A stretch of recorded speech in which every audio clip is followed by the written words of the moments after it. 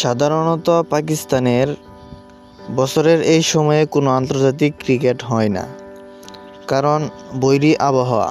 তবে এবার ব্যতিক্রম দেখা গেছে।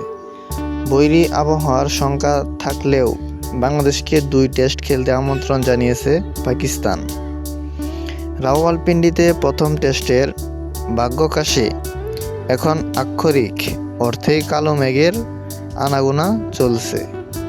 পাকিস্তানের আবহাওয়া দপ্তর জানাচ্ছে, 21শে আগস্ট শুরু হতে যাওয়া বাংলাদেশ ও পাকিস্তানের মধ্যকার 2 ম্যাচ সিরিজের প্রথম টেস্টের 5 দিন বৃষ্টির সম্ভাবনা রয়েছে।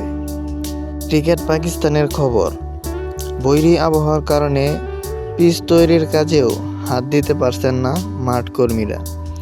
এমনকি ম্যাচের জন্য কোন পিচ ব্যবহার করা হবে সে ব্যাপারেও এখনও সিদ্ধান্ত হয়নি।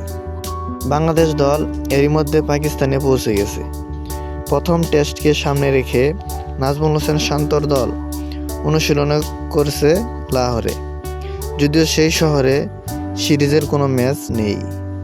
রাওয়ালপিন্ডিতে প্রথম টেস্টের পর দ্বিতীয় ও শেষ টেস্টের ভেন্যু করাচি জাতীয় স্টেডিয়ামে।